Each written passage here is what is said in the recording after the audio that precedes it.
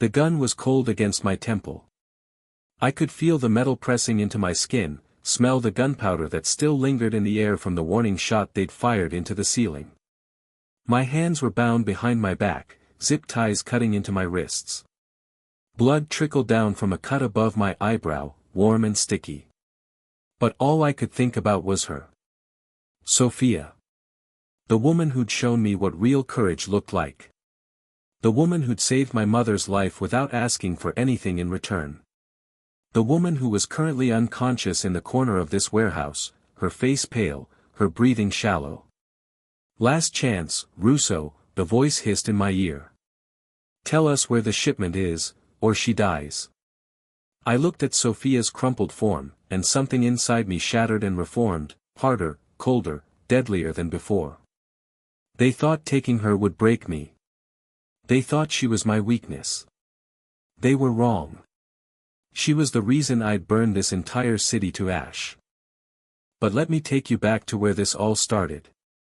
To the night that changed everything.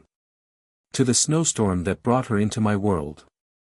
If you want to discover how we got here and what happens next, subscribe to the channel and leave a comment telling me where you're watching from. Every view helps bring more stories like this one to life. I'd been in the life for 15 years. 15 years since I'd watched my father bleed out on the marble floor of our family home, 15 years since I'd sworn over his body that I'd protect this family, this empire, no matter what it cost me. And it had cost me plenty. My humanity, some would say. My soul, others whispered. But I didn't care. I'd built the Russo organization into something my father could have only dreamed of.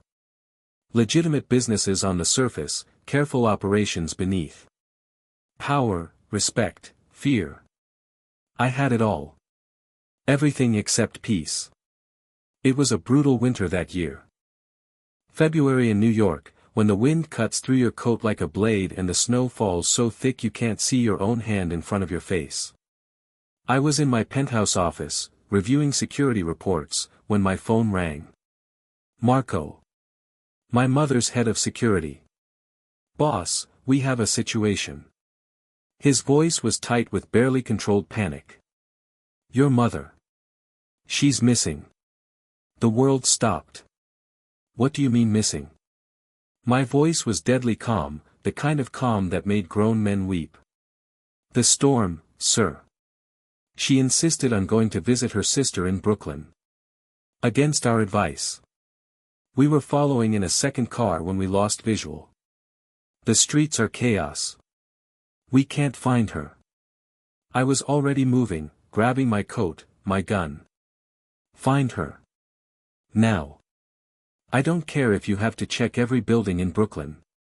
Find my mother." 3 hours. 3 hours of driving through hell, of checking hospitals, of calling in every favor I had. 3 hours of pure, undiluted fear, the kind I hadn't felt since I was 16 years old, holding my dying father. And then, at 4 a.m., my phone rang. Unknown number. "Mr. Russo?" A woman's voice, young, uncertain. "This is Emma Chen. I'm a nurse at City General. Your mother asked me to call you. She's safe. She's with me." The address she gave me was in a neighborhood I owned but had never actually visited. The kind of place where my tenants struggled to make rent, where the buildings were old and the heat barely worked. The kind of place that reminded me why I did what I did, why I fought so hard to make sure my family never had to live like this again. I took Marco and 2 others. We pulled up to a building that looked like it might collapse in a strong wind, and I felt rage building in my chest. My mother was in this place. What kind of person lived here? We climbed 4 flights of stairs, the wood creaking under our weight. I could hear Marco breathing hard behind me. When we reached apartment 4C, I didn't knock.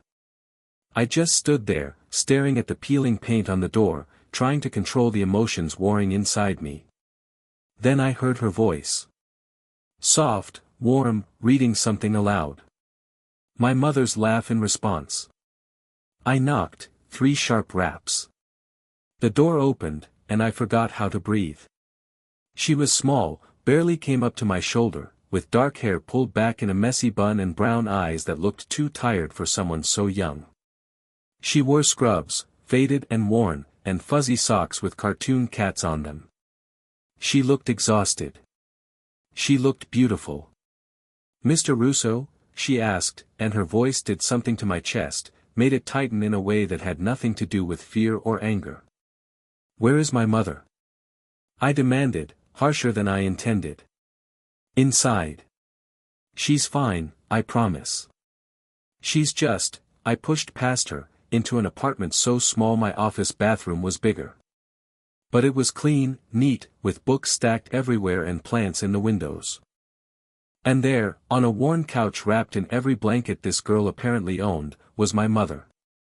"Dante." Ma smiled up at me, color in her cheeks, her eyes bright. "This angel saved my life." Angel. The word echoed in my mind as I looked back at Emma Chen, at this slip of a girl who'd brought my mother into her home, who'd kept her safe and warm and comfortable. "Ma, are you hurt?"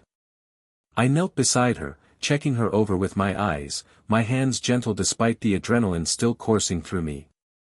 "I'm fine, thanks to Emma." Ma squeezed my hand.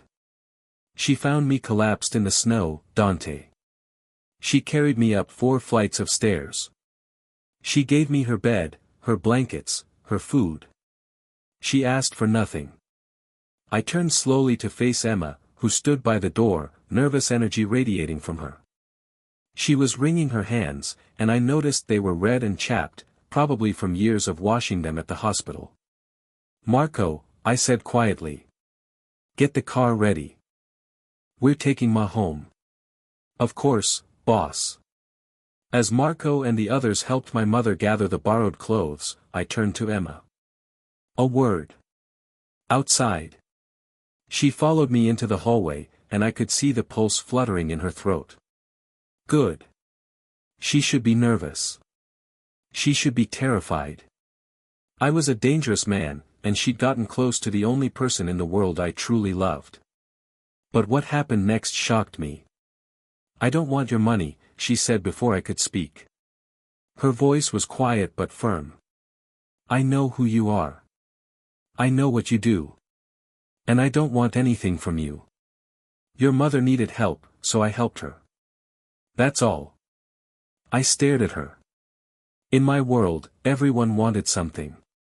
Power, protection, money, status. Everyone had an angle, a play, a scheme. But this girl, with her tired eyes and her cheap scrubs, was telling me she wanted nothing. Why? The question came out rougher than I intended. Because it was the right thing to do. She met my eyes steadily, and I saw something in them that I hadn't seen in years. Genuine compassion. Real kindness. "Your mother is a wonderful woman. I'm glad I could help her. You understand what you did?" I stepped closer, using my height to intimidate. It was instinct, a test. "You saved a Russo. That makes you part of this world now, whether you want to be or not. Then I guess I'll deal with that when it comes." She didn't back down, didn't look away. "But I still don't want your money, Mr. Russo." Brave or foolish? Maybe both. My mother appeared in the doorway, Marco supporting her. "Dante, stop trying to scare the poor girl." "Emma, thank you, truly. You have a beautiful heart." Ma pressed something into Emma's hand, a business card, then Marco was escorting her downstairs. I stayed behind for one more moment, studying Emma Chen. "That card has my personal number. If you ever need anything, and I mean anything, you call." "Understood?" "I won't need, understood." My voice dropped to that tone, the one that made people obey without question. "Understood," she whispered. I left, but I couldn't get her out of my mind. The way she'd stood up to me.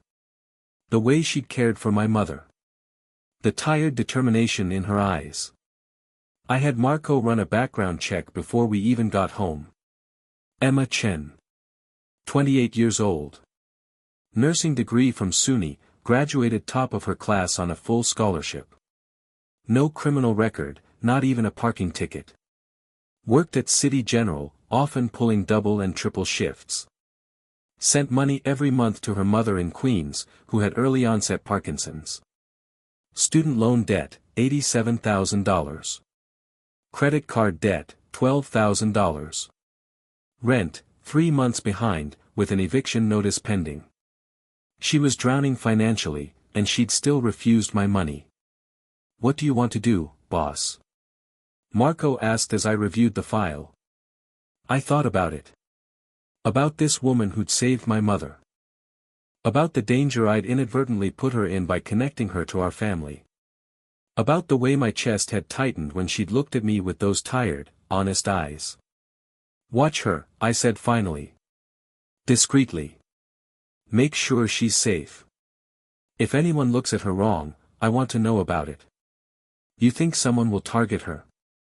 "I think anyone who pays attention to my mother's movements will notice she spent the night with a strange woman.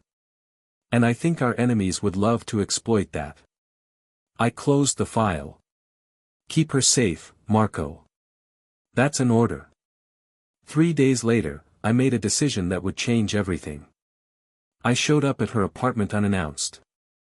Knocked on her door at 2 p.m., knowing from Marco's reports that she was on her day off, probably sleeping after another brutal week of shifts. She opened the door in pajama pants and an oversized sweatshirt, hair wild around her face, eyes heavy with sleep. She looked young and vulnerable and so damn beautiful it physically hurt. "Mr. Russo?" Confusion and alarm warred in her expression. "Is your mother okay?" "She's fine. Can I come in?" Emma hesitated, then stepped back. I entered her tiny apartment, and it felt even smaller with me in it. I could smell coffee brewing, could see a medical textbook open on her couch, pages filled with highlighted notes. "Studying for something?" I asked, gesturing to the book. "Certification exam. Pediatric emergency care." She crossed her arms defensively. "Why are you here?" "My mother has been asking about you." "That's sweet, but, she has a heart condition," I interrupted. "Nothing immediately life-threatening, but it requires monitoring, medication management, regular checkups. She's supposed to have a private nurse, but the last 3 have all been incompetent, more interested in gossiping about our family than actually caring for her." Emma frowned. "I'm sorry to hear that, but I have a job. I want to hire you." I named a figure, and watched her eyes widen. "To be my mother's private nurse. Live in position at our estate in Westchester. Your own quarters, full benefits, and enough money to pay off every debt you have and then some." She sat down hard on her couch. "That's insane. That's fair compensation for someone I trust with my mother's life. You don't even know me." "I know enough." I sat across from her, leaning forward. "I know you saved her life. I know you refused payment. I know you work yourself to exhaustion trying to help your own mother. I know you're good at what you do, Emma. And I know that in my world, trustworthy people are rarer than diamonds." She was quiet for a long moment, her mind clearly racing. I could see the war playing out on her face. Pride versus necessity. Independence versus opportunity. "What's the catch?" she finally asked. "Smart girl. The catch is that you'll be living in my home. You'll see things, hear things, meet people that most civilians never encounter. You'll be part of the Russo family, under our protection, but also under our scrutiny. And once you're in, Emma, there's no simple way out." "Are you threatening me?" "I'm being honest with you." I held her gaze. "I don't lie to people I respect. Yes, there's danger. Yes, there are complications. But I give you my word that no harm will come to you under my roof. And that's a vow I don't make lightly." She bit her lip, thinking. "Can I have some time to consider?" "You have until tomorrow. Marco will come by at noon for your answer." I stood to leave, then paused at the door. For what it's worth, Emma, my mother really does like you. And Ma's a good judge of character. I left before she could respond. That night, I couldn't sleep. I kept thinking about her in that tiny apartment, studying for exams, working herself to death, slowly drowning. I thought about the eviction notice Marco had mentioned. About her mother who needed care. About the weight she carried on those slim shoulders. I thought about the way she'd looked at me without fear, even when she should have been terrified.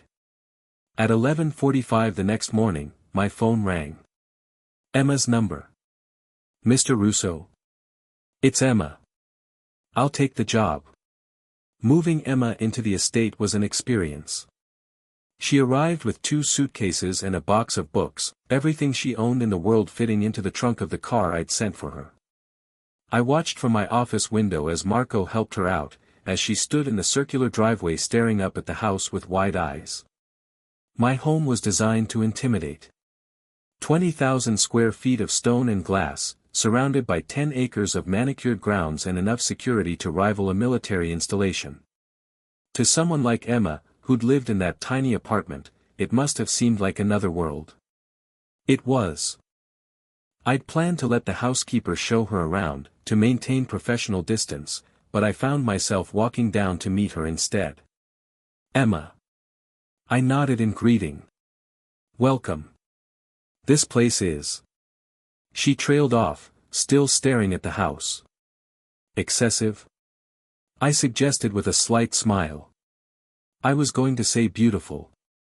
She turned to me, and something in her expression made my heart do that strange tightening thing again. Thank you for this opportunity, Mr. Russo. I promise I'll take excellent care of your mother. I know you will. And call me Dante.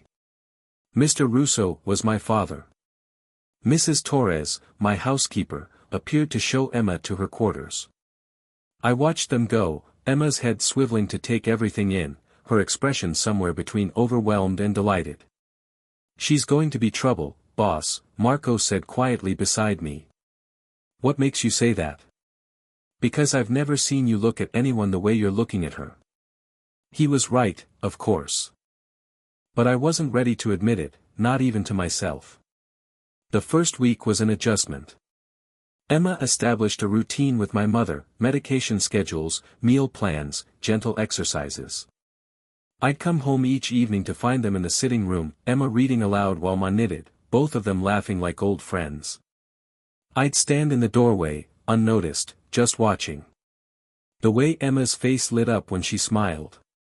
The gentleness in her hands as she checked Ma's pulse. The patience in her voice when Ma told the same story for the 3rd time.